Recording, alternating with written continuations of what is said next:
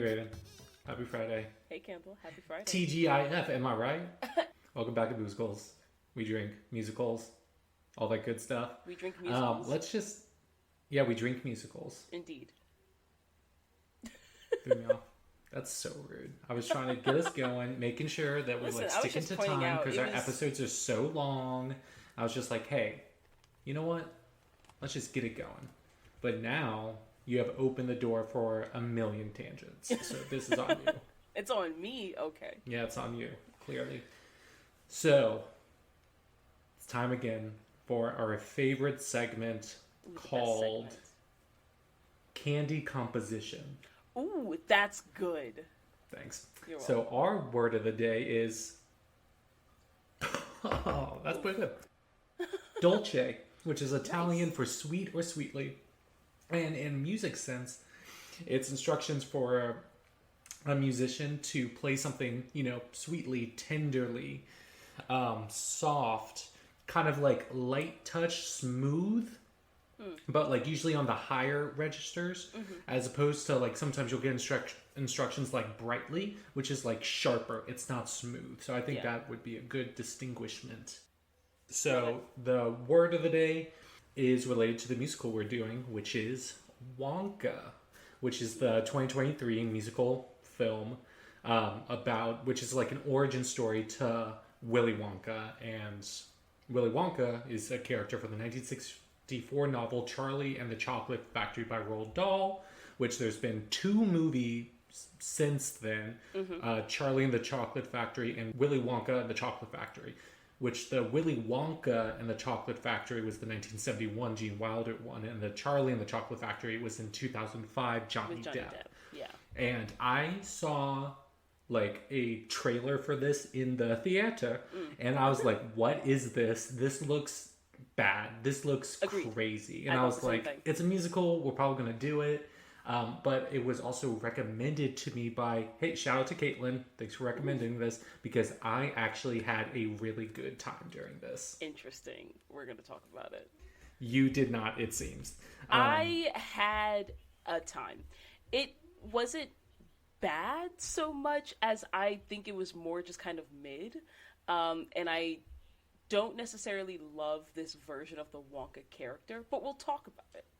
First, let's talk about this drink, though, because I think I'm going to enjoy it more than I did the movie.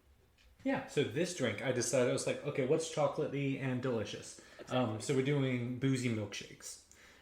This one in particular, using Bailey's and peanut butter whiskey. Vanilla or chocolate, or really whatever kind of ice cream you want. A few scoops of that. The Bailey's, the whiskey, whatever candy you want. And then we also, like, with chocolate syrup, drizzled, like, the inside of our glasses because we're fun and fancy. Of course. I decided to go with miniature Reese's as my candy. That's literally what I did. I was like, peanut butter whiskey, we kind of have to, I also threw some chocolate chips, though. Ooh, nice. Good idea.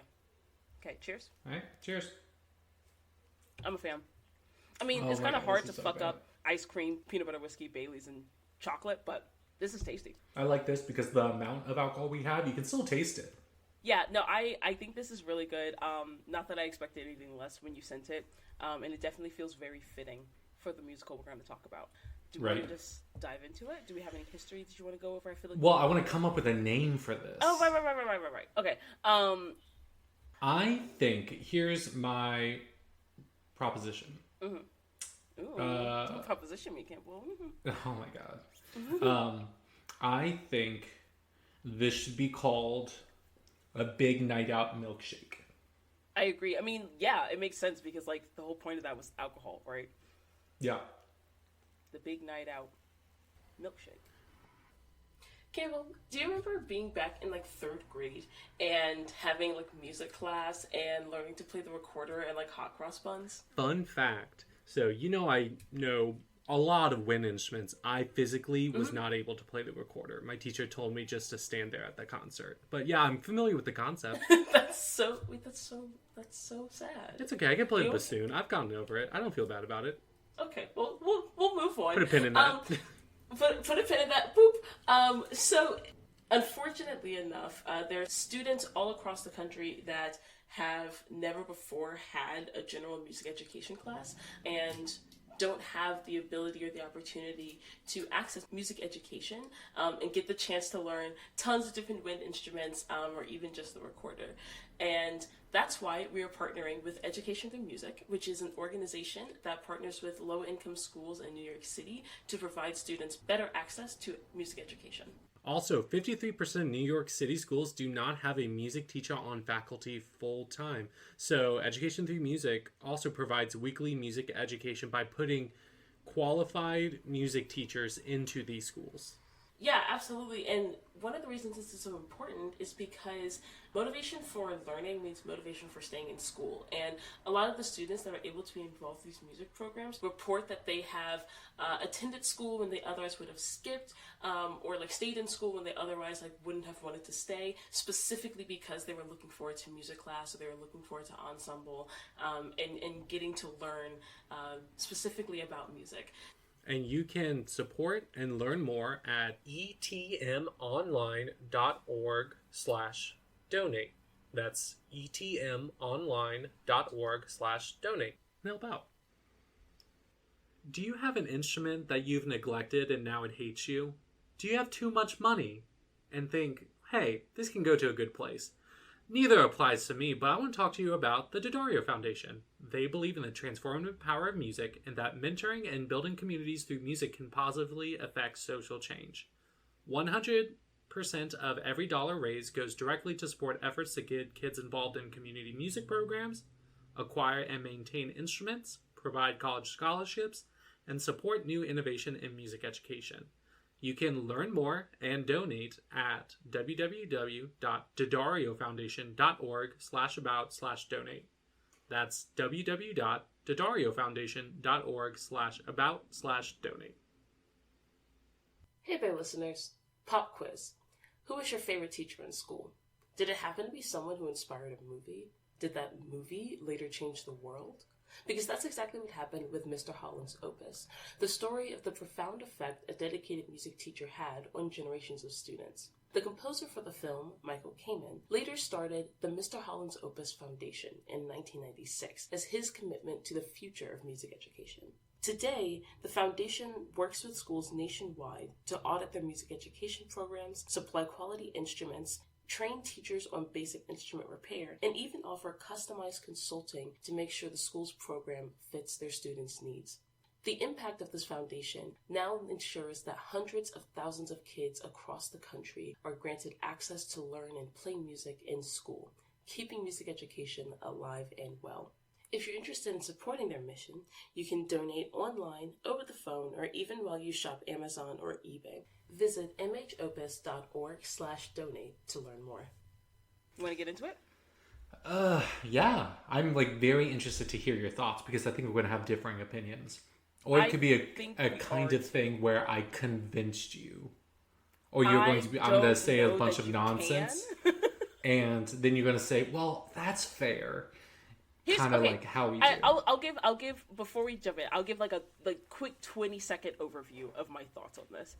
It's fine. It's like a technically good. It's like technically good. It's enjoyable. It's a cute little story if you don't think too hard about it. You know what I mean? There's few plot holes, few character decisions that make zero sense to me. But overall, I can totally see just sitting in a movie theater, watching this, and having a generally good time. I thought it was just a pleasant experience. See, the thing that makes it unpleasant for me, I think It's the indentured servitude. I mean, sure, that's minor though.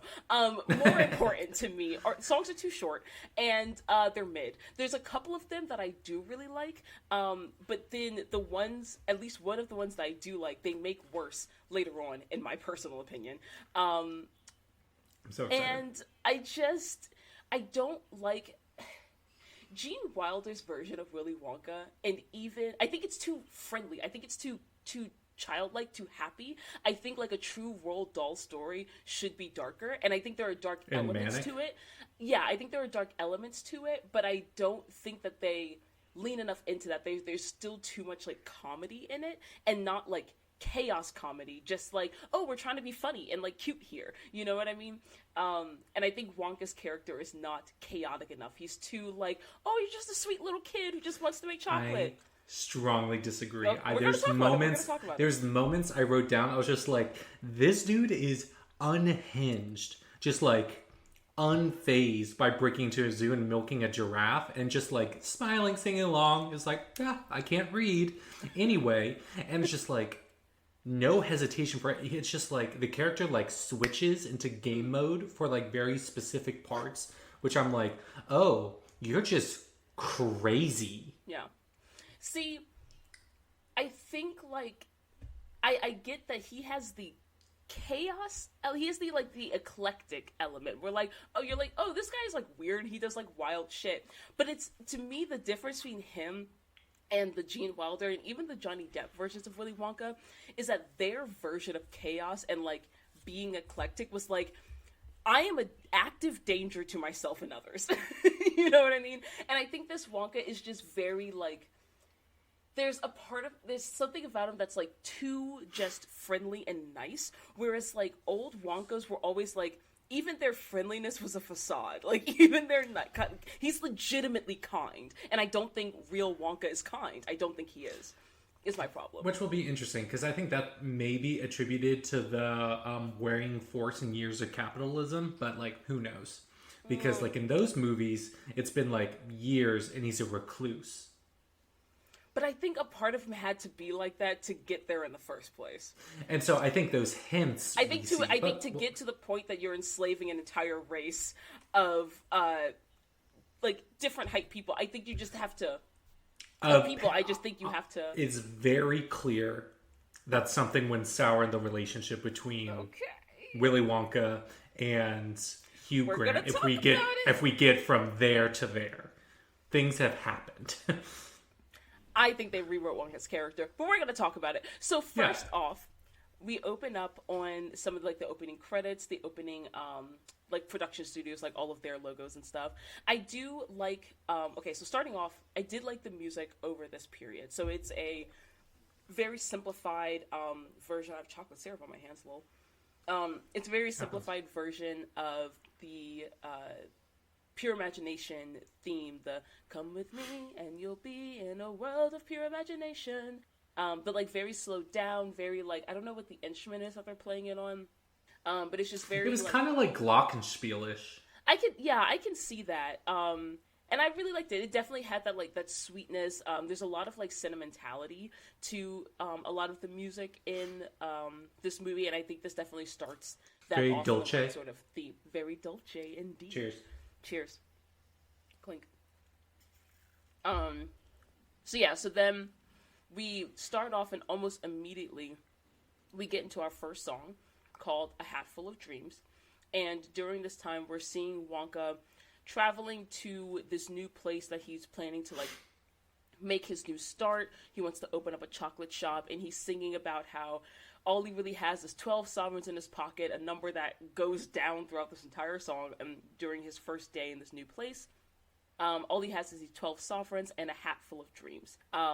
First off, I just want to say, the song is generally fine. The melody is catchy, but the hat full of dreams line is stupid to me, and you can't convince me otherwise. I hate it. I think I agree.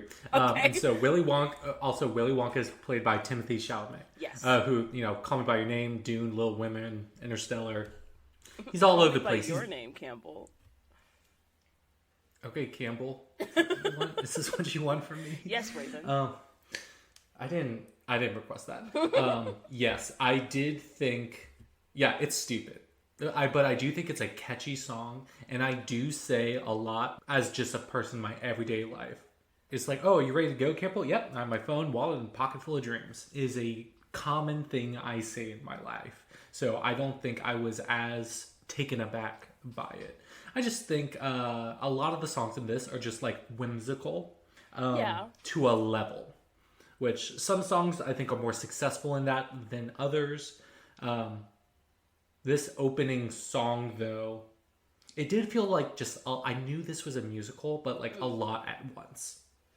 Yeah, I think like, I feel like this musical one of the bigger issues that I had with a lot of the songs is that the melodies all feel very simple, which is not always a bad thing.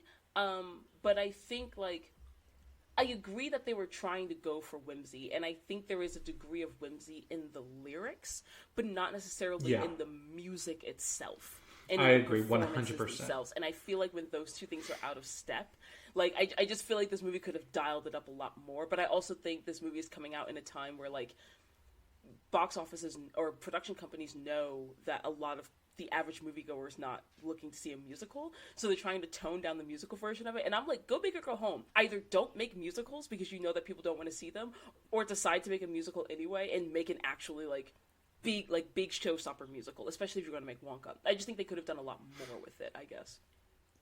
Yeah, I could see that. Yeah, but I do. But I did appreciate. I was going to say I do appreciate that in 2023, just like a standalone musical film. Like, yeah, based on other intellectual property, but still a new story musical film. I was like, oh, cool. People still want to make those, and I have a appreciation for that. Yeah, but I do like the kind of the general idea and backing of, like, actually telling a new story. And I do like the placement of the song, stuff like that. One of the things I do really like during the scene is A Hat Full of Dreams is I guess non-diegetic, where it's mostly happening in his head. He's kind of like going through his fantasy, like singing to himself. And when he gets to like the square of the Gallery Gourmet, and that's like where his destination was. And so he's just really excited. He's kind of at the climax of his song, and he's just like singing and dancing. He's imagining all these people around him in the square joining in and dancing with him. And then there's like a quick cutaway scene where you can see it's just him dancing alone in the middle of the square, and he kind of looks like a crazy person. Psychotic. I love that. That's Wonka energy. There are a few key moments that I'm like, that's peak Wonka energy. But I just feel like, I don't know, maybe it's the character development thing. Maybe he just has more room to grow. But I just feel like there should have been more of that. I love that. When he was just dancing to himself, and I think it's Officer Affable, who just sees him, and Wonka is just like, yeah, like cha-cha. And he looks like a madman. I love it. Also, I hate that they call him Willie. It doesn't feel right. I do not enjoy that. I did not like. I was like, honestly, if you're going to go that way, just call him William. Just like make it be like a personal choice. I disagree with that. I think there's only one thing you can say, and it's Wonka. Also fair. Also fair. And so during also like he like points out, he was like, oh, there's like 1 million chocolate shops. What a dumb business decision then. Truly? Such a saturated market.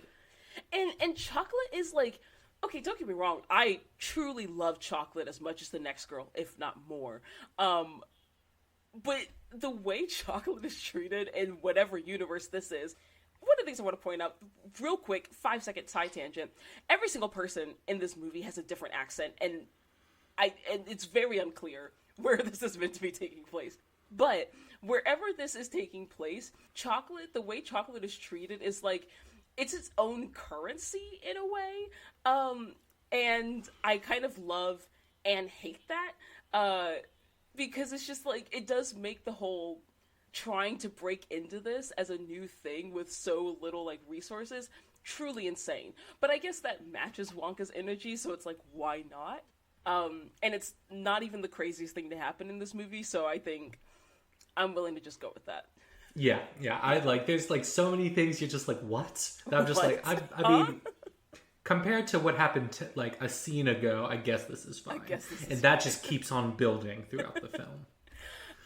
So he ends up spending all of his money for various reasons throughout the course of the day. He gives away his second to last coin to a woman who actually needs it, who is looking for somewhere to stay the night with her infant.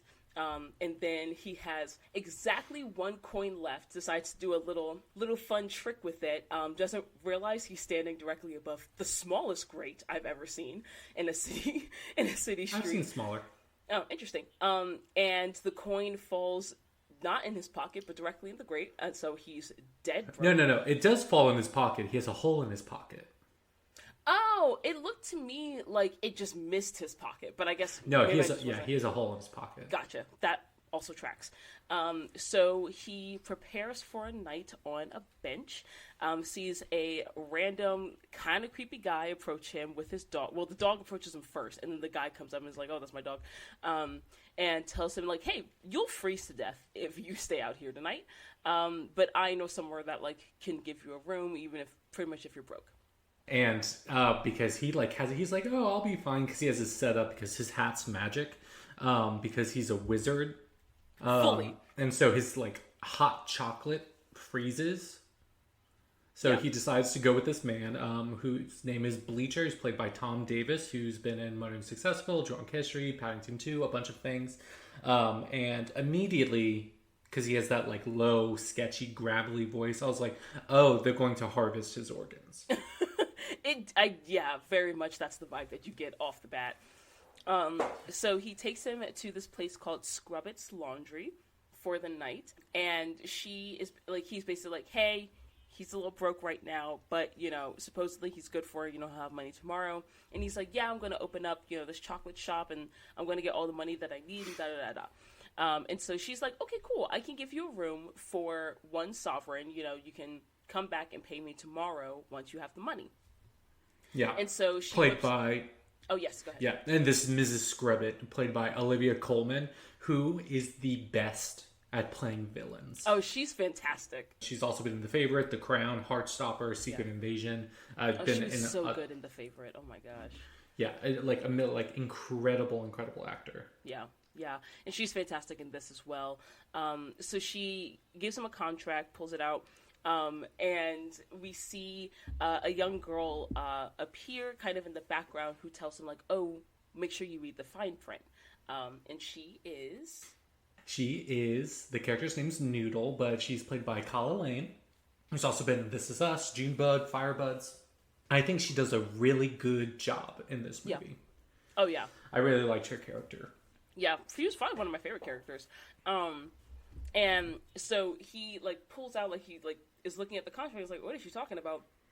And he pulls out the bottom of it, and it unfolds into, like, a comical amount of small print.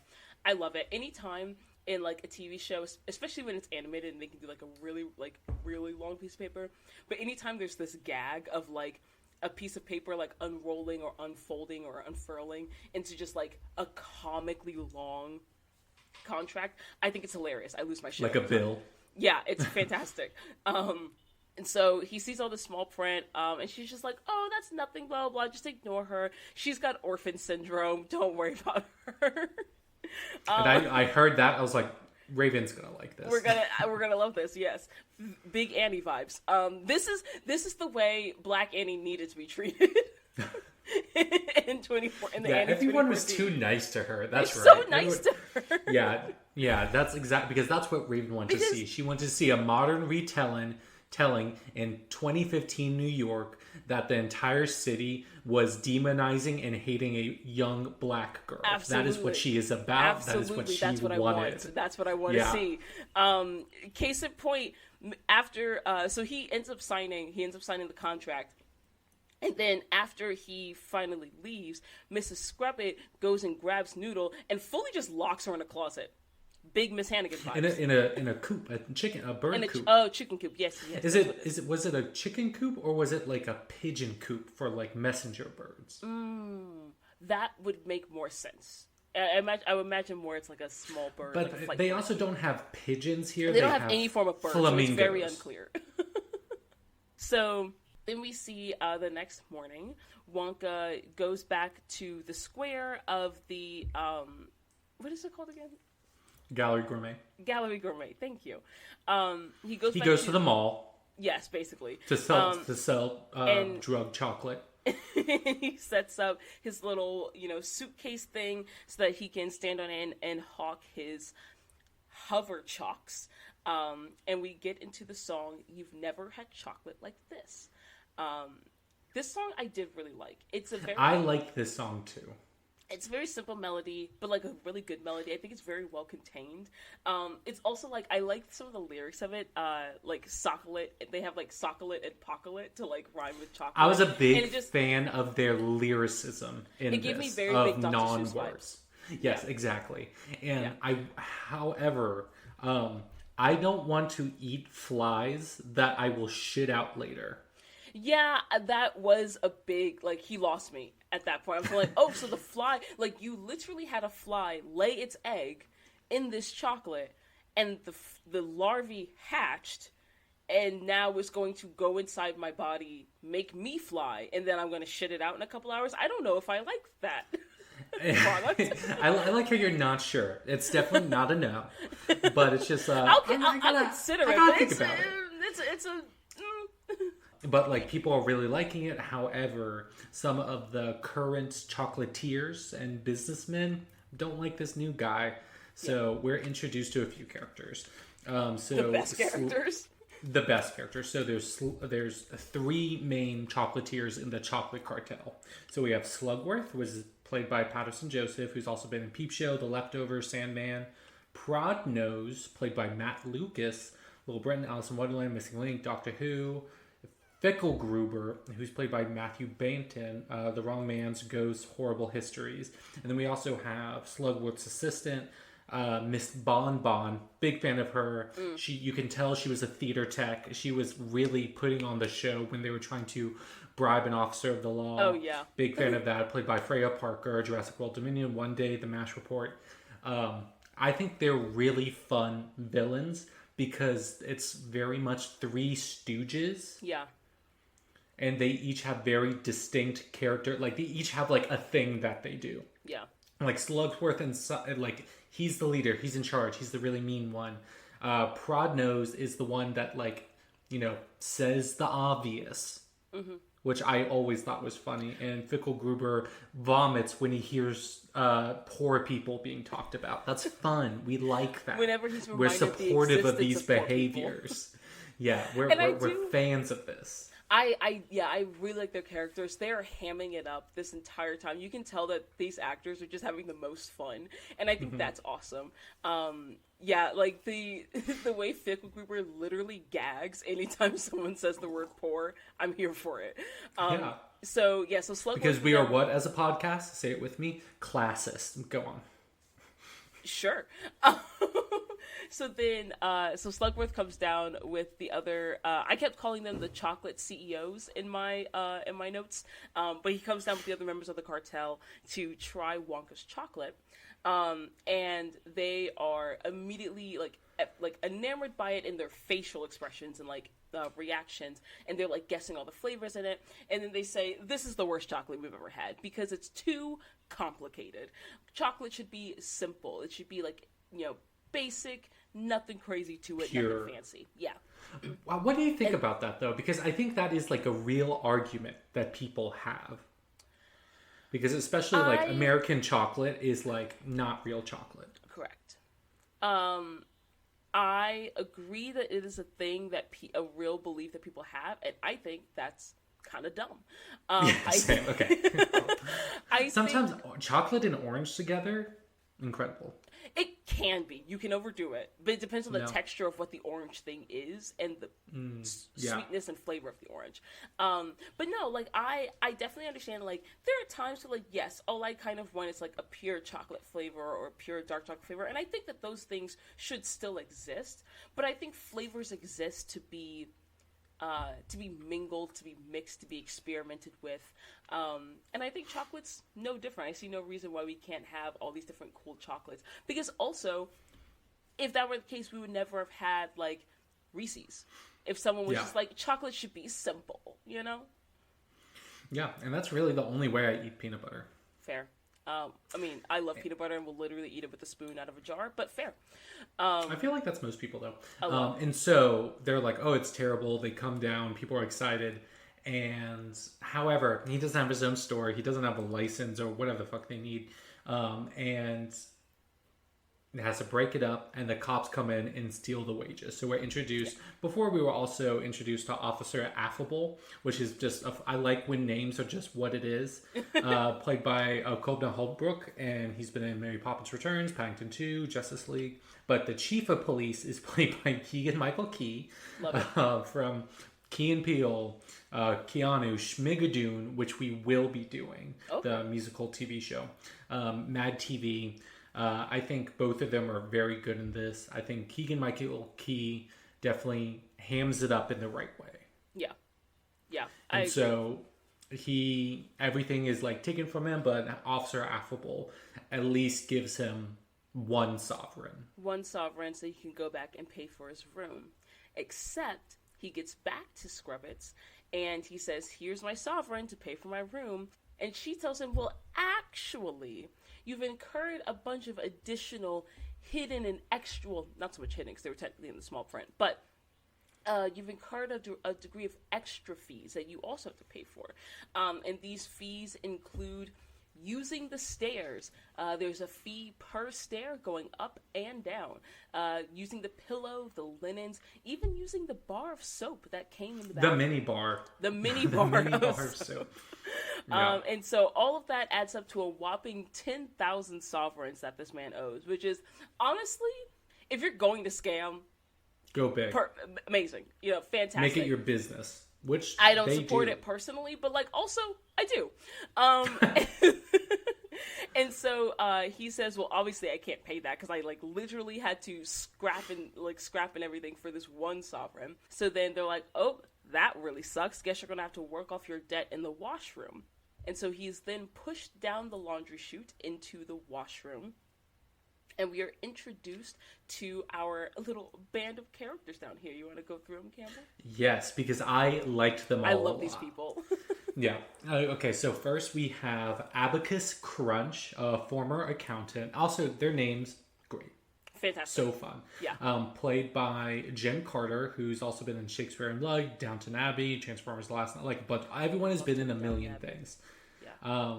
And then we have Lottie Bell. We find out is a former phone operator.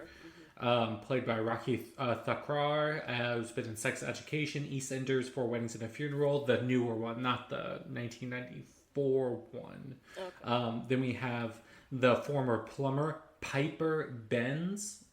Hilarious. What a clever name. What a great name. Played by Natasha Rothwell, who... She's also great. Insecure, The White Lotus, the Sonic the Hedgehog movies. And then we have Larry Chucklesworth, played by Rich Fulcher, who's been in The Mighty Boosh, Disenchantment, Drunk History.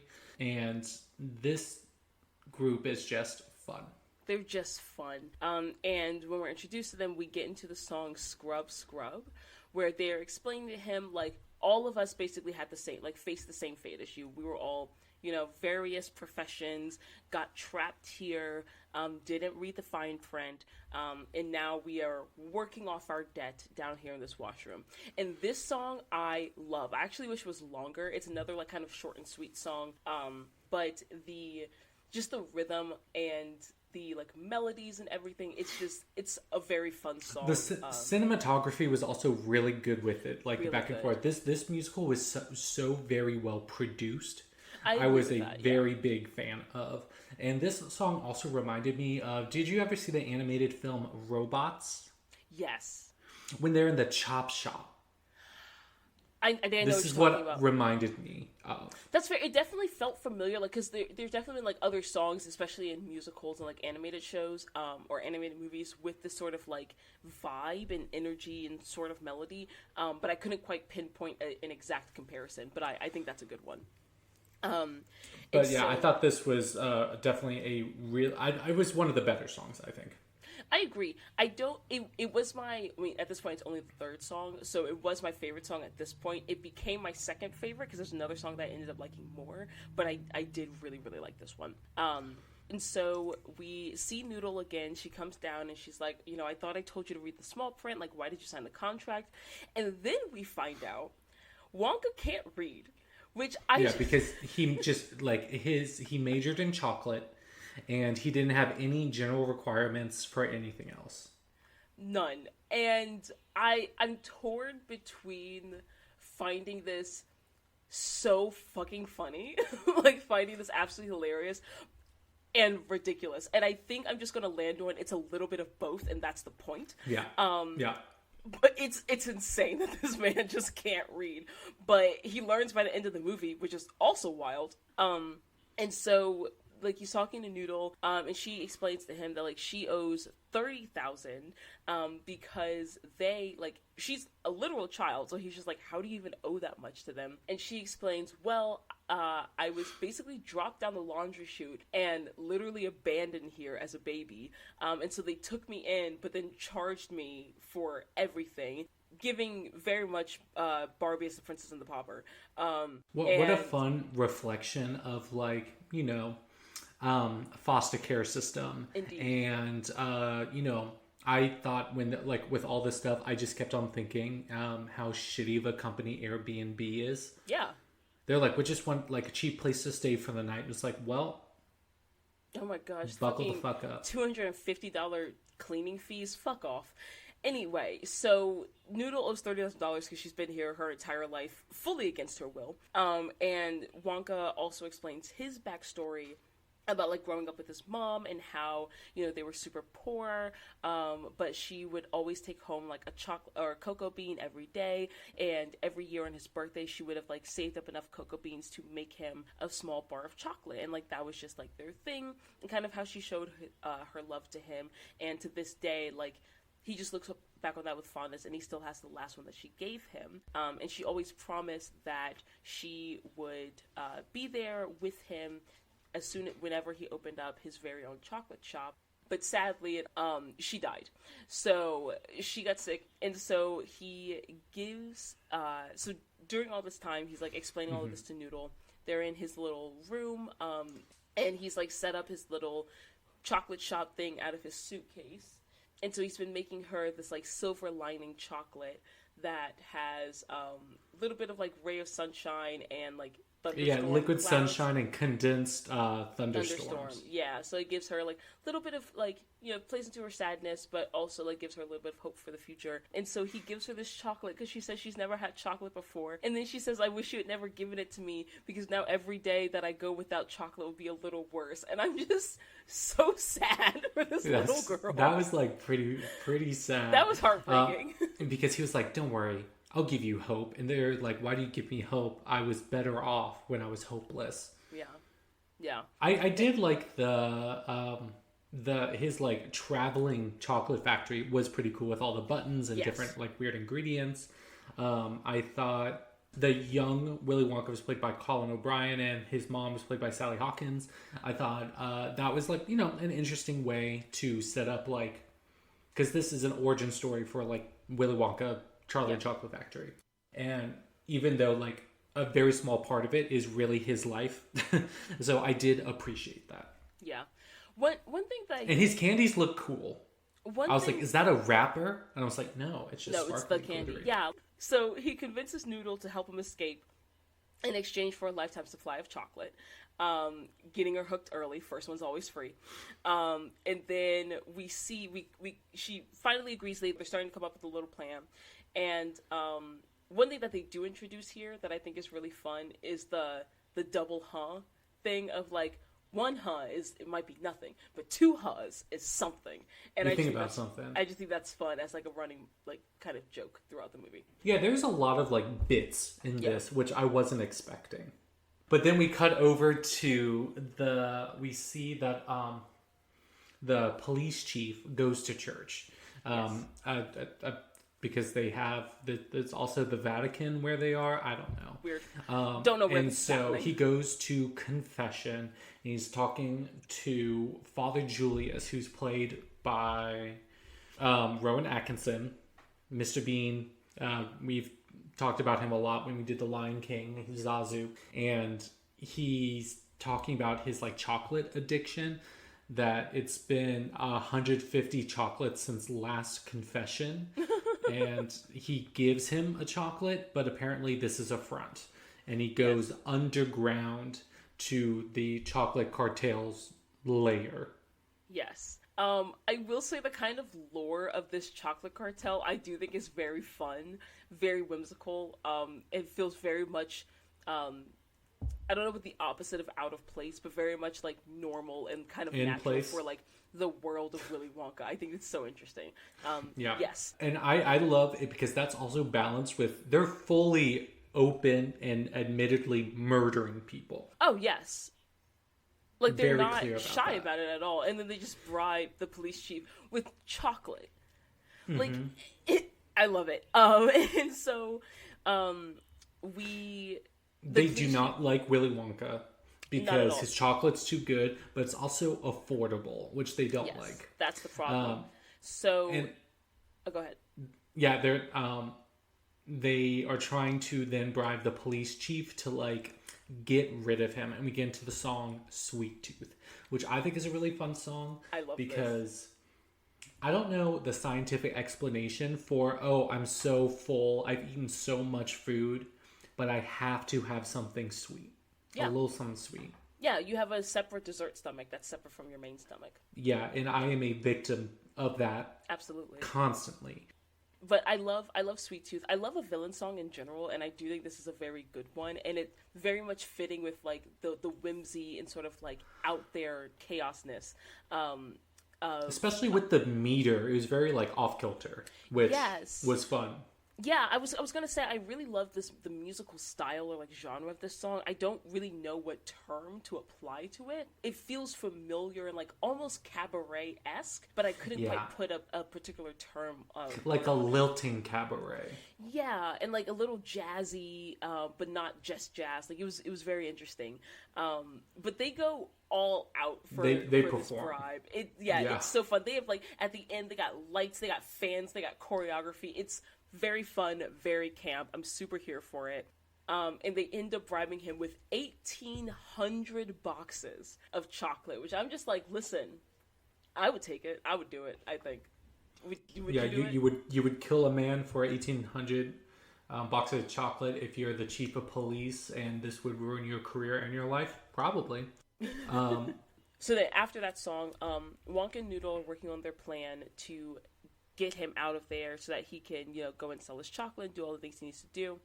So Wonka's giving Bleacher some seduction advice. Okay, this is the part that I thought that it was so insidious how he was going about it, and it made me so deeply uncomfortable. It completely changed the tone, because he's like, crazy of course, and whimsical. It's like, oh, I love chocolate and stuff like this, and he's just like, you want to fuck her, don't you? I was like, this is creepy. I was like, this like took it does a come turn. a little out of left field.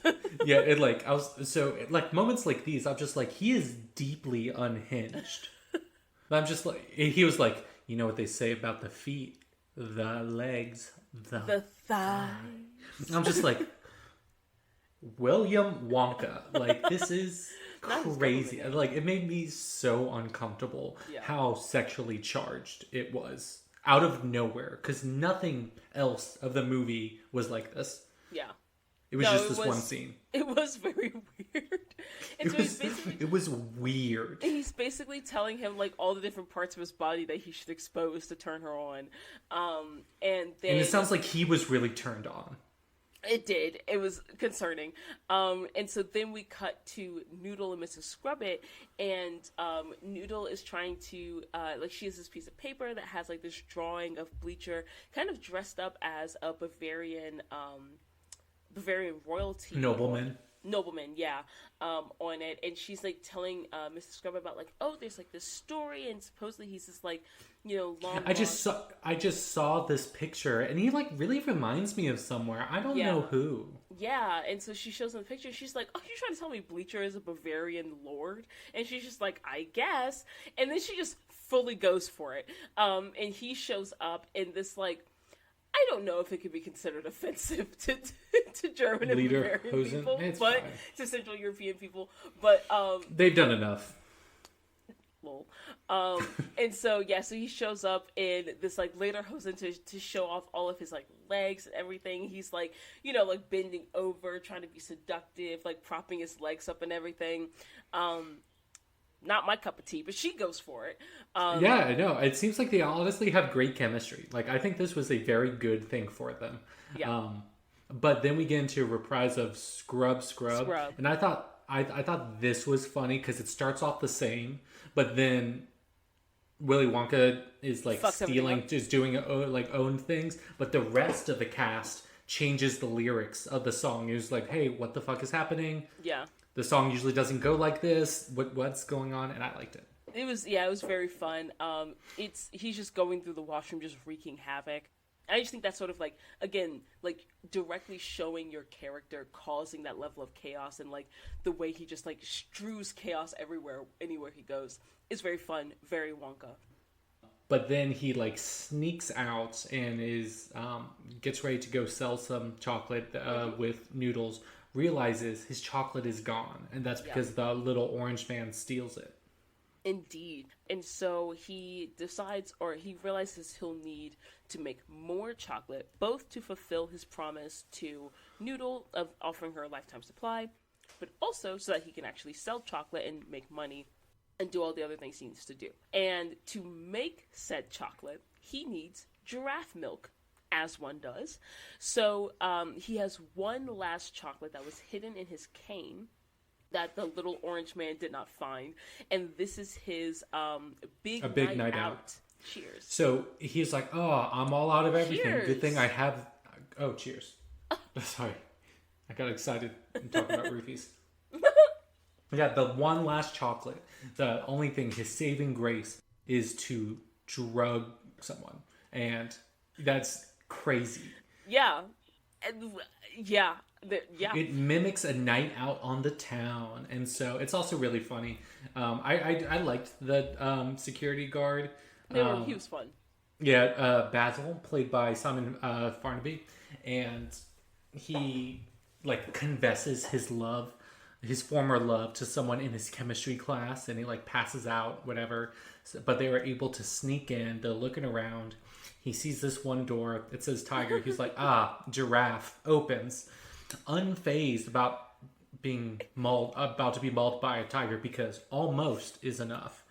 So they find the giraffe, and Abigail, love her, and so he offers her some acacia mints, which apparently giraffes always go crazy for, his acacia mints, and then he scratches her underneath the chin, which apparently giraffes also love, here for it.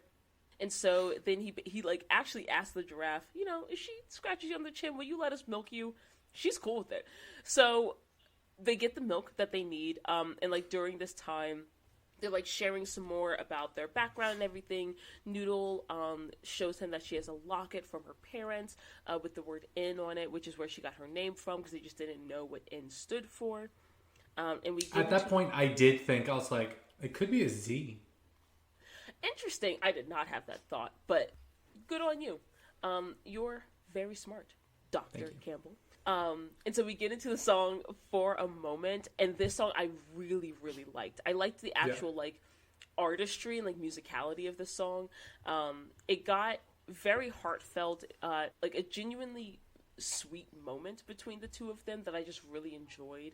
And because he is like a good role model for her, because he also like has been orphaned, so it's just also I think either high the entire time, so there's like she's like singing something very personal, but he's just like adds that childlike wonder, because he's like, no, this is a child, like hey, let's have some hope, let's like have some fun, because it's something like clearly missing from her life. Yeah, and she's never been able to have a real childhood, or been able to even just enjoy life and be happy at any point. And I also love like stacking melodies whenever a song has various characters, whole different melodies that work in harmony with each other. I just love that. And also, this also felt like the first actual full-length song in the movie, where like the other songs all felt quite short. Like I didn't look at the runtimes, like maybe 2 minutes or an hour and 57 minutes total of the songs. Whereas this one less felt like than the that. first like 3 minute or so song. Which I really liked, because again, I liked the music and I wanted. And they're like dancing around. They take the balloons. They release all the flamingos. Yep. And then at this point, I was like, don't they have to get back for roll call? Yeah. She like goes off to like go get the laundry cart ready, and then he is approached by the chief of police, who just starts drowning him. Yep. And he's like, you got that? And he's like, no. And he's like, Gino, just waterboarded, ice cold water. And he's like, come again? And I was just like, something is like wrong with you. Yeah, and this, okay, so... He's on drugs. This this is one of those moments where I couldn't tell if they were trying to play up Wonka's unhingedness, or if they were just trying to go for... Because it felt like an oddly comedic moment in what should have been a darker moment. Like, if the chief was being, like, fully serious of, like, yeah, I'm trying to, like, drown and basically intimidate you in this water right now, and then Wonka was just, like, being his unhinged self, I think that works. But it was the fact that there was so much comedy between the two of them coming from the chief as well. They just felt, like, out of step with the fact that, like, you're actively drowning and intimidating this man. This feels like out of like two different tones are going on right here. Yeah. But then Wonka, he gets away and he's just like, okay, yeah, like, you don't want me to sell chocolate anymore, cool, whatever. And he goes back down to the washroom with Noodle and all the other, you know, inmates, basically, because this is basically a prison, but all the other folks down there ask him, like, you know, where were you, where have you been? And Abacus reveals, like, he talks about, like, the chocolate cartel, explains, you know, like, the fact that they're all in cahoots, and also reveals that they have a secret vault of chocolate hidden under the church, the giant cathedral. And basically that Wonka has no real chance. Like, they control basically everything to do with chocolate and sweets in whatever town or country, continent, or fantasy land this is. Still don't know. Right. So then they're all in their rooms, you know, they go to bed, and Wonka and Noodle decide to have a very loud and public conversation about their very secret plans to escape and start at this business. Their captors are on a romantic date. Like, they're busy. No, there's only them in the world. Nothing else matters. It's deeply romantic. Okay. Well, Lottie, Piper, and Larry and Abacus all overhear their plans. And all of them but Abacus, like, kind of pipe in and say, like, hey... Well, they all, like, pipe into the conversation, but only Lottie, Piper, and Larry are like, hey, we'll actually join in, like, we'll help out. Larry's like, I don't really have anything that can help you other than the fact that I can sound like I'm talking underwater, but I want to get out of here, so I'm down to help however I can. And then at this time, also, Noodle says she's going to start teaching him how to read. Yes. And so this next song takes place, like, pretty much, like, across, like, 2 weeks, 3 weeks.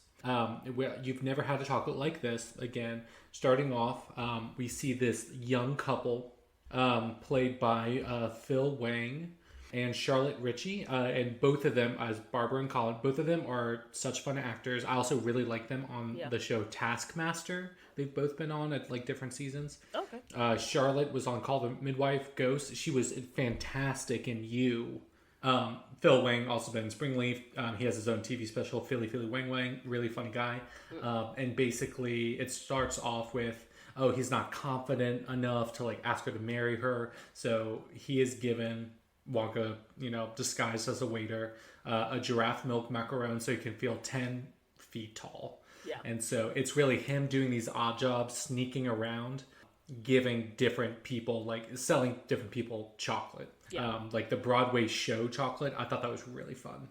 Yeah, and eventually he gets to the point that he basically has his own little cart that people are, like, you know, rushing to try and, like, buy his chocolate. We see, like, everyone dancing. It becomes this big ensemble number as, like, everyone's dancing and singing along to, like, the song You've Never Had Chocolate Like This thing. And then Noodle points out, like, hey, the feds are coming. And so they convert the little cart into just, like, a regular, like, wagon or whatever. Laundry cart, yeah. And then he, you know, escapes down the sewer and hides and everything. And the chief, they almost catch him. And he does see a little, you know, a little tag or whatever that's, like, hanging out on the lip of, like, the storm drain cover. And so he's able to learn, like, oh, they're escaping through the storm drains. That's how they're getting away. He's also gained a lot of weight. 150 pounds in 2 weeks. Yeah, because he was bribed with 1,800 boxes of chocolate and ate all of them. And he's an addict, and he just very much went for it. And Officer Affable was like, do we really need to be spending this much, like, time on this? What about all the other unsolved murders? And he's like, no, this is what we're doing. This is the most important. This is the thing that we got to do. Yeah, and so So then we see Wonka is sleeping, and a little orange man comes and tries to steal his chocolate. But Wonka has set up a booby trap for him, and so he ends up capturing him, and we get into the song Oompa Loompa, where we learn that Wonka has stolen the Oompa Loompa's cocoa beans, and that he has been sent to basically recover his debt 1,000-fold to the Oompa Loompas. Him being Hugh Grant. Beans. Him being Hugh Grant, yes. Love Actually, Notting Hill, Paddington 2, crazy. That I was like, Hugh Grant, what are you doing here? And we get to we get into the classic like Oompa Loompa melody. Yeah. And little dance from his little glass prison. But he tricks him to escape the Oompa Let him Loompa. beat him over the head with a skillet that he grabbed for him. Yeah. Wild. And Crazy. This is also the thing. This, to me, doesn't strike me as Wonka's unhinged, but Wonka is stupid. Which feels out of character. But continue. And so then we move to the next day, and the gang has a surprise for him, and they're able to, for a week, pay for space for his own chocolate shop. Yes. And there's a lot of damage. It looks like shit. She's a real fixer-upper. But they so they get stuff together because now legally they can do stuff. Now they have an actual shop to sell out of, yeah. But the chocolate cartel is talking to the chief of police again, and they were like, "Hey, we'll give you more chocolate. This isn't working out. Kill him." And he was like, and "Okay, they actually sounds good." see him, they see he kind of leads them to the whole gang, and they're able to actually watch all of them climbing out of a sewer or one of the storm drains, so they kind of see all of them together. And he recognizes some of the people and goes to the launders to have a conversation, have a chat, a proper chat. Yes, so Slugworth clearly knows who Noodle is, and that's very interesting. So Wonka opens up his shop, and we see Abacus and Larry are riding bikes to power the place electrically. And we get into the song A World of Your Own, where he is inviting people into the shop. And I really like this song as well. Same. So this shop is very cool. I think it's very reminiscent of Wonka's Factory in the first film, in the Gene Wilder film, in that it's there's a giant chocolate. I don't even know. It's not a willow tree. Is it a ginkgo tree? I can't tell. I'm not entirely sure what type of tree it is. Yeah, I'm not sure either. But cherry blossom. Maybe, yeah. There's a giant chocolate tree in the middle of the store, as well as presumably everything is chocolate, but as well as a pink brick road leading up to it. And he brings in one of the kind of potential customers that he's trying to get in, and does a little simple choreograph dance up the brick road with him, and it's just very fun, peak whimsy. It's another really simple melody, but I think it's very catchy, and it works. Yeah. Here's my thing. I don't mind the simple melodies when it's just Wonka singing it. It's when you have an entire chorus singing it that I feel like you should be doing more. But anyway, so it's really catchy. I think it really works too because the visuals are very big, and there's a lot visually going on. And I think just his energy during the scene is really, really fun and just really cool, and everyone's a lot of showmanship. enjoying the chocolate. Yeah, very, very Wonka showing off his chocolate factory type of thing. And we see the first customer. Also, you can get your change in more chocolate, so you can just hey, instead of giving your money back, you want to just buy more, and they're like, you know what? Yes, I do. Which and I would do that if I was at For the Love of Chocolate, Raven, and they said, "Would you like your change edible?" I would be like, "Hell yeah!" No, absolutely. And so the first guy's walking out, and he feels weird, and we see a lot of hairs growing out. Yeah. like blue hair, and apparently all the chocolate's been poisoned by Yeti sweat. And Which, poisoned is a strong word. I used the word tainted in my notes. Well, we don't know what the dosage of toxic. Yeti sweat. The toxicity of Yeti sweat. Fair, but to me, Willie, just as a business owner, right? Just as a businessman, I just feel like telling all of your customers, you've all been poisoned. The chocolate has been poisoned. Bad move, bad business move. I would strongly and everyone advise against that. freaks out. People light things on fire. There's the one woman that takes out her knife to get the chandelier. This is exactly what she says. This is what you get for mustaching my daughter. Best line in the movie. It was so funny. I love her. I was just like, she pulled that knife out either from her ankle, and she was like, "This is what you get for mustaching my daughter." Intent to kill. Literally sets the place on fire, and so everything goes crazy. The place burns down, and the CEOs are really happy because they're just like, "Okay, cool. Looks like Wonka's not going to be selling any more chocolate."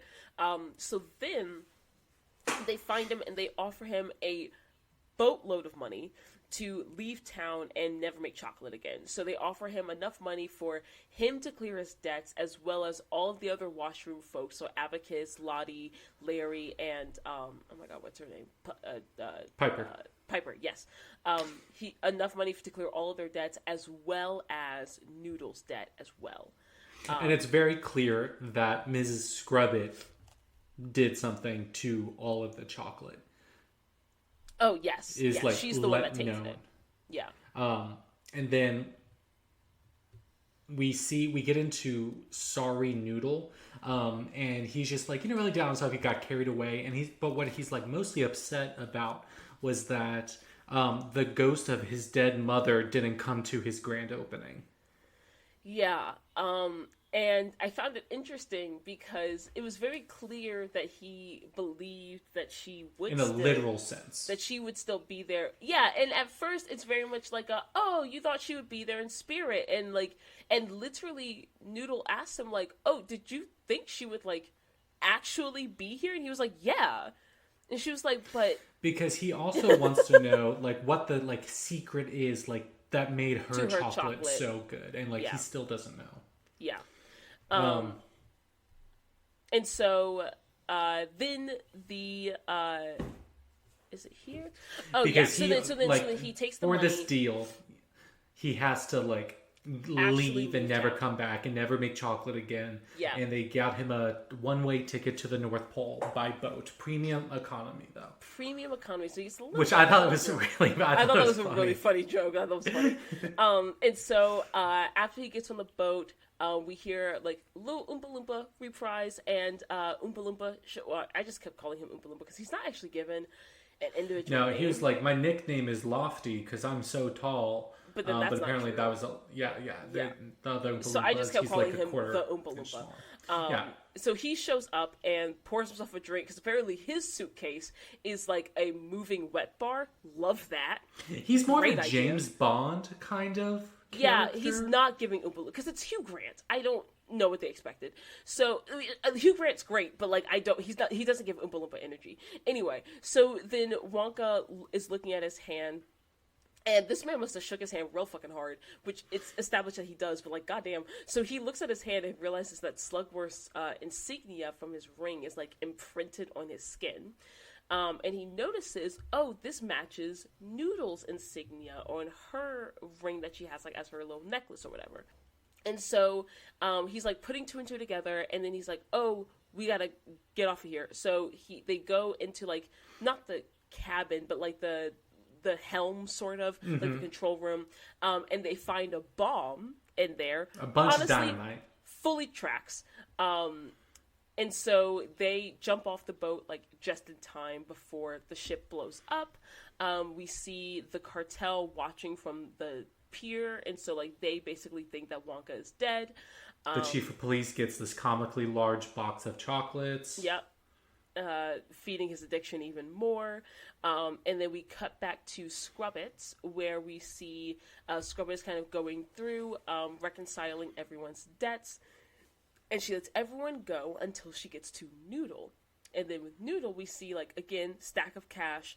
But she says, this is actually what Slugworth paid to keep you here. So Noodle's going to be continuously enslaved, basically, for presumably the rest of her life at this laundry. Terrible. So she is, I think, locked back in the coop again. Yeah, she is. Yes, and then Wonka and the others show up to break her out. Fantastic.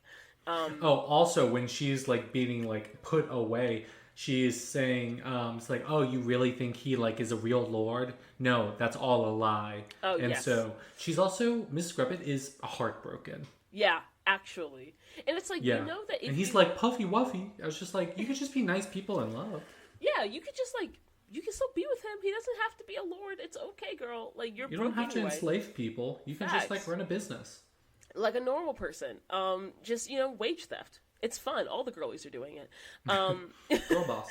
So, girl boss gatekeep. So they go to the church, and Noodle is, pretending to be, well, not pretending to be, she is an orphan. Yeah, she's pretending to be herself. Yeah. She's pretending to be depressed, without parents, no home, no real clothes, begging on the street. It's like, she really method acting that she's been doing for the majority her of whole the life. Yeah. So she asks him, like, oh, can you spare a piece of chocolate? And he says, no, I don't have any on me. But then he turns around and he literally pops a piece of chocolate in his mouth, and she sneaks a cassia mint into his pocket.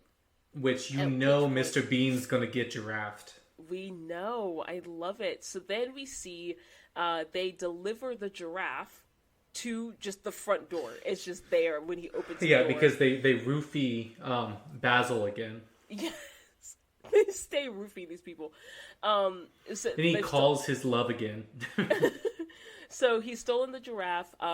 They deliver it to the front door. As soon as the door opens, the giraffe immediately begins smelling the mint, starts chasing Mr. Bean through the Vatican, I guess, the cathedral.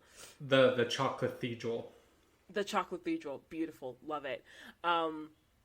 And so he ends up, so we get into a brief piece. So there's a little bit where right before 500 monks, one giraffe. Yeah, there's a little bit right before the giraffe is delivered where he's like telling them, like, hey, we're preparing for this funeral of this really important person. His wife is really, really religious, so, like, no one can be eating chocolate during the ceremony. We have to be, like, an actual order instead of, like, a front. A front for a chocolate cartel. And the monks are just doing, like answering in unison. Very cool. But then when the giraffe gets there, we get into 5 monks, 1 giraffe. We're like 500 monks. 500 monks, yes. 500 monks, 1 giraffe. And it's only for a little bit, but there's a bit where, like, the monks are all, like, singing, chanting in unison. Oh, very no. Cool. I love synchronized chanting, especially that sort of, especially like, Gregorian Gregorian chant style. Oh. It's just so cool. Yeah, so cool. It's very, like, very ethereal. Like, even when, like, when the lyrics and the words are silly, just the effect of that many voices working in unison is always beautiful. I just love it.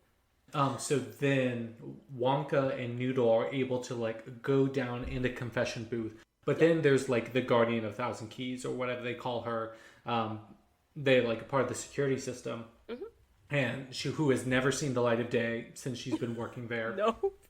And so it shows. They roofie her too. And so she's, like, partying, and they're like, oh, she can move well. And then she's, like, drunk off this chocolate. And he's like, calls the love of her life. And it is Basil. And she's like, Basil. Those 2 days of chemistry class meant everything to me too. Because he wakes up from his stupor. Uh-huh. And I really like how they note.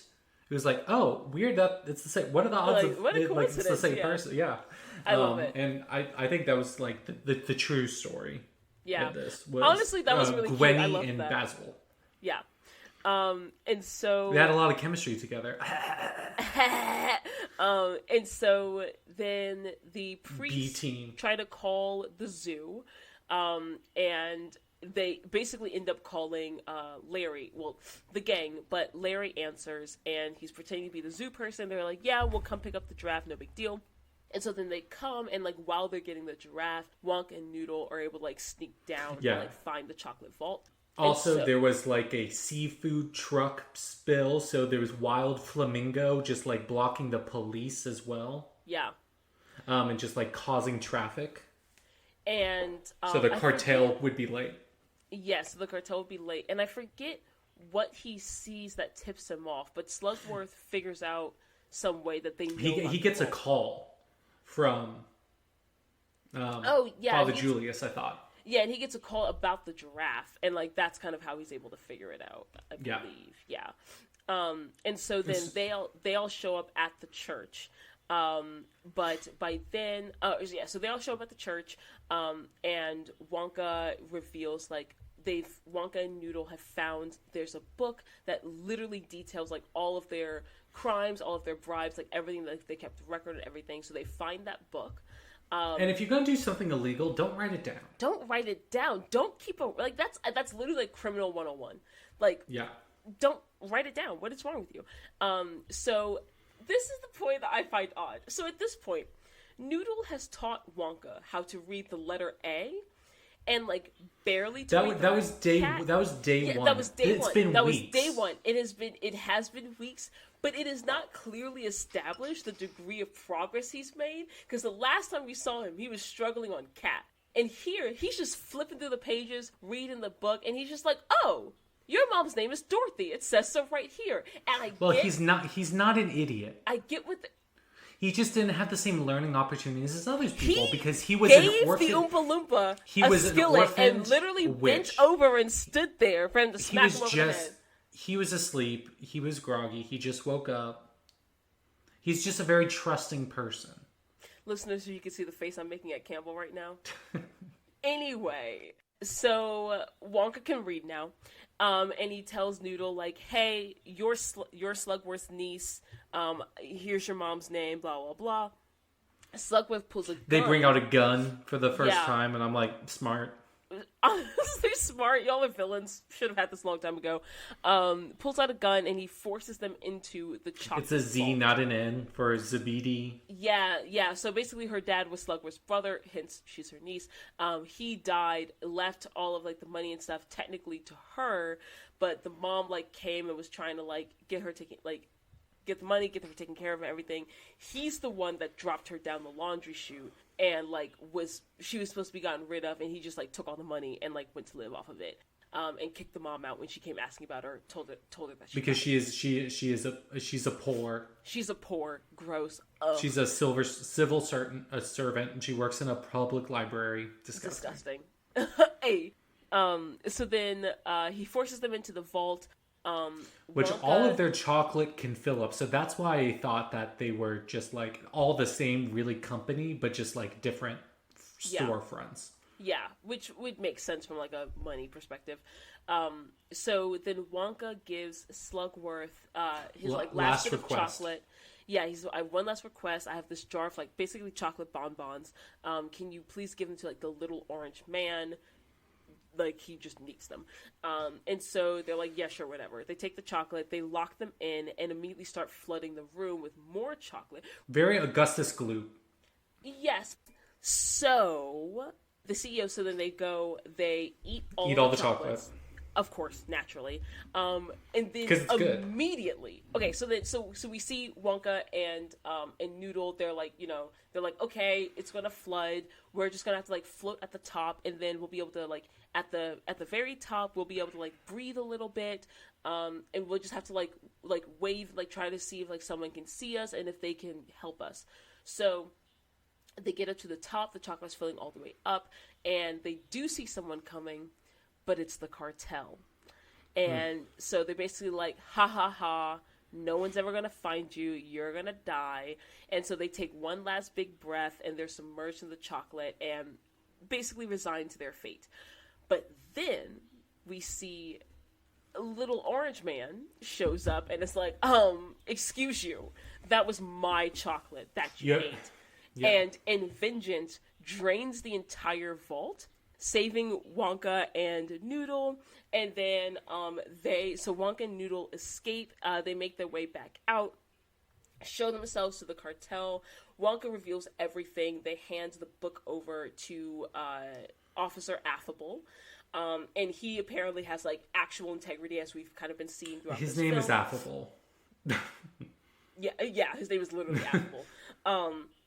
And so,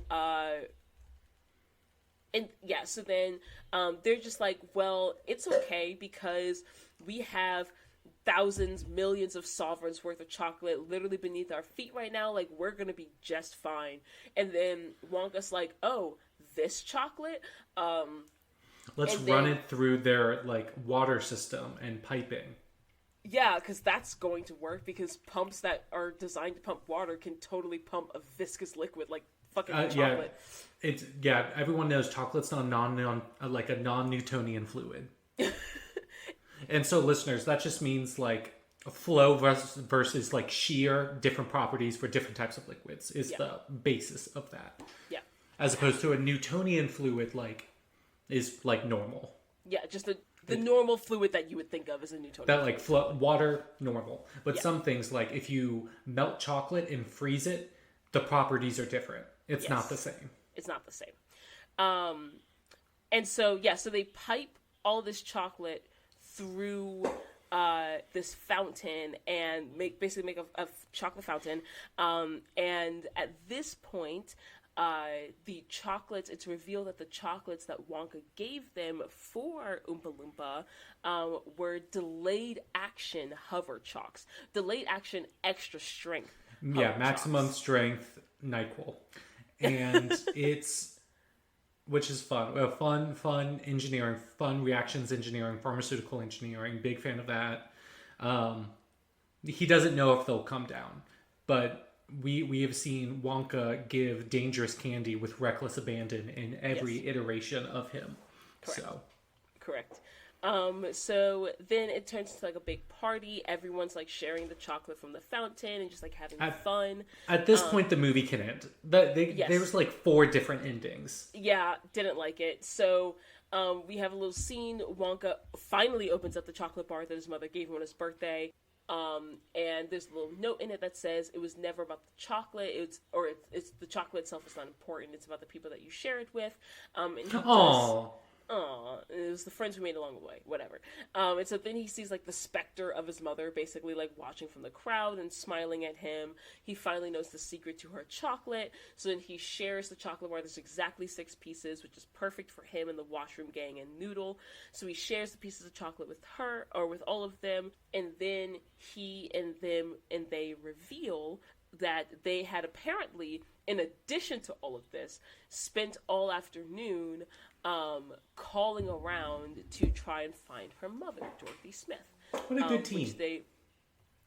Which they succeeded in doing. They found her. She works at the local library, fully tracks. Played by Tracy Effiker. Nice. Yeah, it's just a sweet ending. It feels like a more full ending, but like it could have ended a lot of different times. Yeah, it could end now, but it doesn't because because then there's a little scene with Wonka and Oompa Loompa where he gives him the last of the chocolate that he owes, and he's like, oh, okay, well now I can go back, and like they actually don't call me Lofty, they call me Shorty Pants because I'm actually a quarter of an inch below average in height. So then Wonka recruits him to be the head of tasting in his new factory. Instead of being bullied by an entire race of people, yes. But then he somehow, at some point in the future, contracts that entire race of people to come and work at the factory. So I think I'm interested to seeing that movie, and I think that would be a fun horror movie. Like, what if they kept on doing still Timothée Chalamet, different Wonkas, but different genres of movie? Like, musical started off great. Let's go horror next. That could be really interesting. That could be cool. And we get into the song Pure Imagination, as Wonka is... I perceived it as fully just fabricating a factory from scratch. I think it's kind of a combination of he's like imagining, he's picturing it, but it's also like a time lapse. Yeah, of... and that's my thing, is like, it's well established at this point that he is a conjurer, that he does magic. And so to me, it's not far-fetched to think that he is actually conjuring this factory, but that the reason that So bothers it's not... me... Okay. The reason that bothers me is because, like, if he always had the ability to conjure a fully functional chocolate factory, why did he wait till now? But I don't think he did, though. I think he just imagination- didn't have enough. I don't think he had enough ingredients, because he still has material components for his spell casting, and he runs out of some, so he cannot conjure what he needs to. It all tracks, Raven. It all fudge tracks. Interesting. But, like, honestly, no, they needed fair. giraffe milk. They did need giraffe milk. It's established in the movie that he, like, does go through ingredients. Yes, it is correct. As for the song, I felt it was too slow. And here's the thing. It's the same tempo as the rendition they do at the beginning, but all of the songs are slow in the movie. Isn't it the same tempo as, like, the original, though? Pure Imagination. Is it? It felt a lot slower. I don't know for sure. Maybe it's a little slower. Yeah, but this is the one song that is from the original. Wonka. Yeah, it felt IP. very drawn out because it was, I don't know. Very I think Dolce. like, yes. But I think, like, I get that it's for sentimentality and stuff, but, like, I don't know, to me at least, it did feel like not substantially, but noticeably slower than the original, which only felt bad because, like, You wanted the movie to be over? yes, but also I felt I think that's... I felt like all of the songs throughout the movie were relatively slow. Like, it felt like there were no fast-paced songs, or, like, the fastest-paced songs were relatively medium-paced. Like, there were no really fast songs. Like, all of them... I was fine with that, though. I don't think there needs to be, like, isn't patter intrinsically- songs in all musicals. It isn't an intrinsically bad thing, but because all the songs were slow, this song being even slower just felt, like, played out. Like, I was like, I get it. I just don't think We you're a can very wrap it up patient now. person. I'm not. Okay. But then we get into the credits, and we have Yes. the Oompa Loompa song again. But it's very much, hey, here's what happened to everyone else. Yeah. So all the gangs reunite with their families. They're doing well with their careers. And then we see that Mrs. Scrubbits and Bleacher, they, like, have all their money. And they're like, okay, this is for plastic surgery. This is for this. This is for going to Ibiza. And I was like, this is fun. But then the cops are, like, coming, and they're like, why do they want us? Oh, yeah, we poisoned a lot of people. So then they try to get rid of the evidence. Yeah. Doesn't work, and they're being carted off to jail. And they're just like, one more kiss, I love you. And I was like, oh, one last kiss, my lord, is what she says.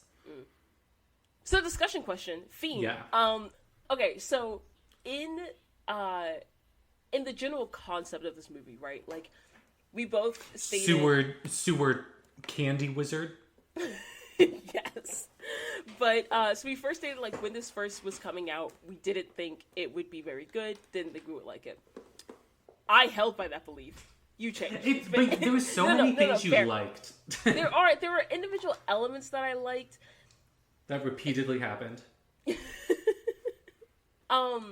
But some of the discourse I had seen on this movie was there were people that were saying, like, oh, Wonka doesn't necessarily need an origin story. And some of the discourse I've seen around this is about, like, the nature of Willy Wonka, like, as a character, and how, like, in the original story, he's really just, like, a force of chaos type of thing. And he's not necessarily meant to be, like, he's more a force that simply exists in Charlie's universe, as opposed to a nuanced character meant to be explored and explained. And I'm curious what your thoughts are on that. Like, if you think that there was always merit for a prequel as long as you have something to say, like you have a story to tell, or if you think, like, if you kind of agree with that take of, like, some characters are kind of just meant to be exist, especially in a children's story, as a representation of something, and they're not necessarily meant to be understood as like fully fleshed out people that have nuance and stuff like that because of the nature of what they represent. And I'm just curious. I definitely understand that, especially because Willy Wonka, like the whole like allure of like going to the factory was that no one knows anything about him. He's mysterious. That's his whole thing. And then you see through the wonder and the extravagance of thing to see a deeply flawed person. And that is a very core tenet of Charlie and the Chocolate Factory. Yeah. I understand that. But I feel like... So I'm kind of conflicted on that. Because on one hand, I was just like, yeah, that's like the point of it. We don't need to like beat a dead horse. We don't need to have like a million sequels. Or just like remakes of things. Because sometimes I just feel like it's lazy. Like we don't need a remake for everything. So I definitely understand that for Willy Wonka. But like at the same time, I think there's different works where like things weren't expanded upon in like a book. Because there's not enough time. There's not enough space. So I do like prequels a lot of the time. Because especially if it's a story I really like, I just want to know everything about all the characters. But there's only like, there's a limit to like what you can show narratively. So if there's another work to show that, all for it. But that's mostly with in mind, like the same people doing it. Yeah. That's fair. I think I generally agree. Like, I think Wonka especially is the type of character where he's so pure chaos and just, like, unhinged that it's very difficult to imagine him as a younger person or as a different person.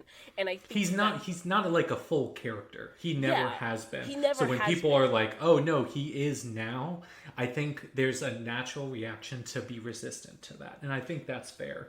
Yeah, and I think the thing that makes it hard for me here and why this portrayal of him bothered me so much is because, to me, at least the Wonka we've always been presented as, like, this force of pure, like, chaotic neutral, almost chaotic evil, to be completely honest.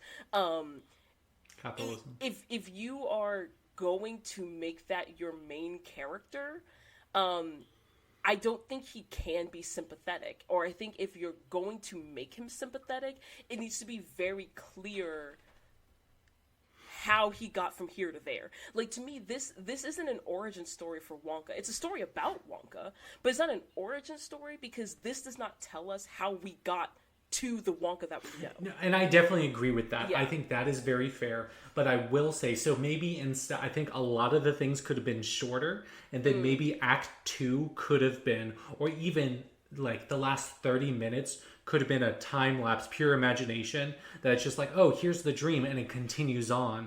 But then you see him being disillusioned, and to the part where everything's locked up.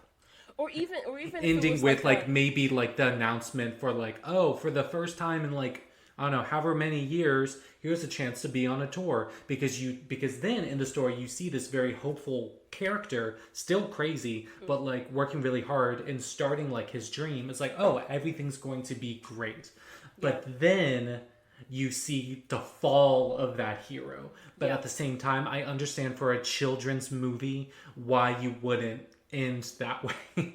No, I say fuck them. I say there's enough children's stories. There's enough children's stories, including this one, with like full on death, destruction. Like I don't know. I don't believe in the idea that children necessarily need to be coddled or have to have stories that have happy endings. Like, I think this could have been a really interesting story if, like, to your point, if the second half showed more of that descent, right? Like, if like maybe in the first act or the first half of the story, he defeated the cartel a lot sooner, right? Because he was much more creative, he was much more innovative, and he purely beat out their product from like a market value perspective. But then in the second half, it's like you either die the hero, you live long enough to see yourself become the villain. Like, he becomes the cartel, he becomes the CEOs that kept him down, that kept everyone else down, and he becomes that same villain. But now it's a monopoly, right? Because maybe they want to set up another movie. Fair. fair. But I just feel like, especially like Wonka was a crazy movie and like actively depicted the demise of several children. And I just feel like if that's the vibe you're going off of, like kids can handle it, right? Like, I don't know. Yeah. It's Roald Dahl. So getting into our composer's corner. Raven's composer corner. Indeed. So we have two individuals we're talking about today. So our score was done by Joby Talbot, who is a British composer born in 1971, currently 52 years old.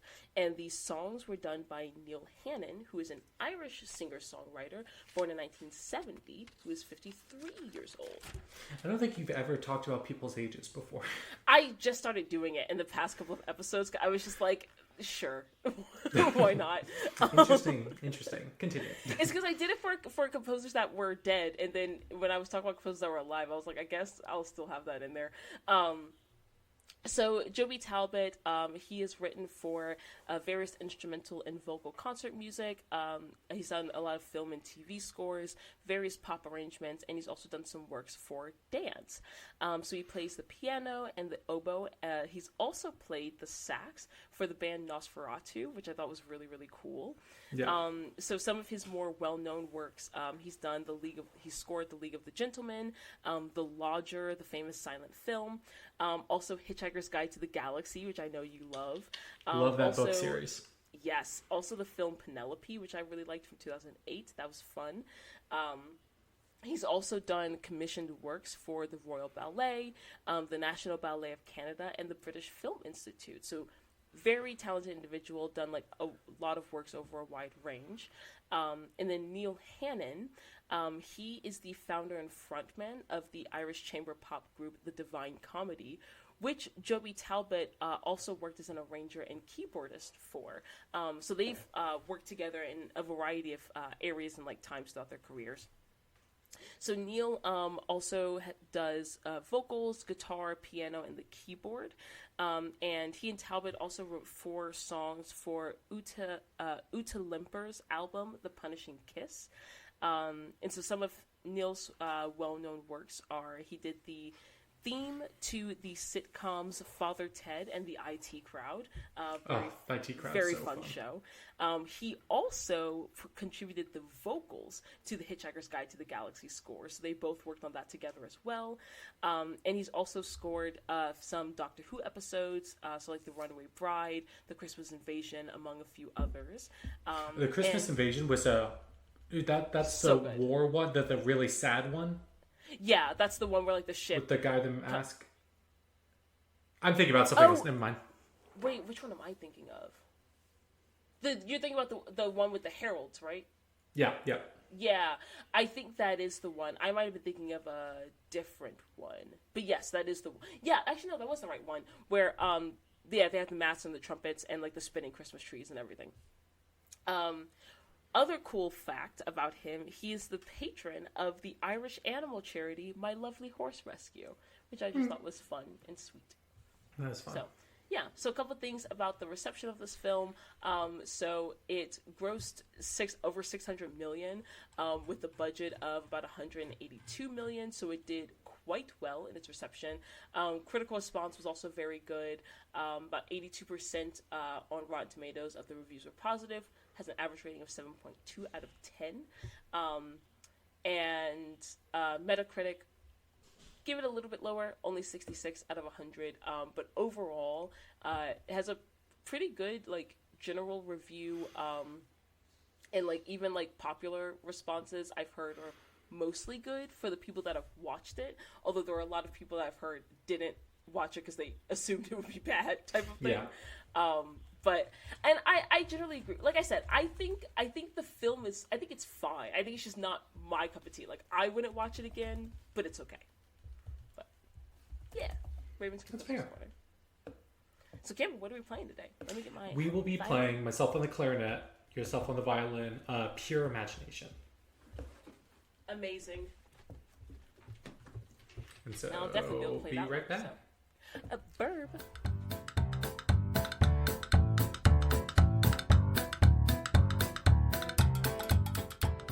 Not too shabby. Not too bad. I messed up a little bit. I messed up on when it went high from 50 to 56, and I'm mad because I did it perfect when I was practicing, and then I fucked it up completely when we were Yeah, playing. I know, because that spot, it's just you playing, and you said, no. But you know what? It's fine. It still sounded overall good. That was very fun to play. Yeah. Nice little simple song. Yeah. So, Campbell, how would you rate this musical? I thought it was a fun time. Like, definitely some plot things. I was like, oh, they could have done this differently. But overall, I think I'd give it a 6 or a 7. I like a 6. That's fair. I would give it a 5. I was teetering between a 5 and a 6. I think I'm going to land on a 5, which is one of the few times I've been below you. But I agree. I think it was overall fine. Would I watch it again on my own? Probably no. But that's okay. Not everything is for everyone.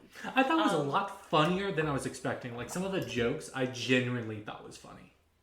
That's fair. I think for me it was almost... Nobody mustached my girl. For me it was almost too campy in some ways, and I wish it had leaned more into like the pure chaos and unhingedness, although there was certainly plenty of that still. But with that, yeah. Raven.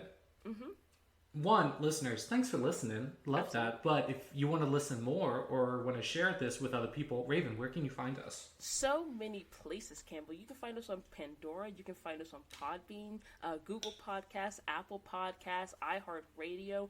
Anywhere that your lovely little heart desires, you can listen to us. Anywhere that podcasts can be found, you can listen to us. And if you're listening to us, one, we hope you enjoy this. We hope that this is a 5-star experience for you. And if it is... Just like the Willy chocolate experience in Glasgow. Indeed. And if it is, we hope that you rate us 5 stars. And go ahead and comment and tell us what you like the most. If, for whatever reason, you don't feel like you would rate us 5 stars, also comment. Let us know what you would want us to change or improve or have any suggestions on. You can also email us at boozicles@gmail.com. Or you can DM us or follow us on Instagram at Boozicles. That's BOOZICALS on Instagram. And just let us know what you're thinking. Let us know if you have any thoughts, any feelings, any suggestions. We're here for it all. Good job. Thank you. Okay. Bye, Raven. I'll see you on Sunday. We're recording 2 episodes this weekend, and I'm really excited for the drink Raven came up with for Sunday. I think it's going to be delicious. Tune in then. Tune in. Good night, listeners. Bye.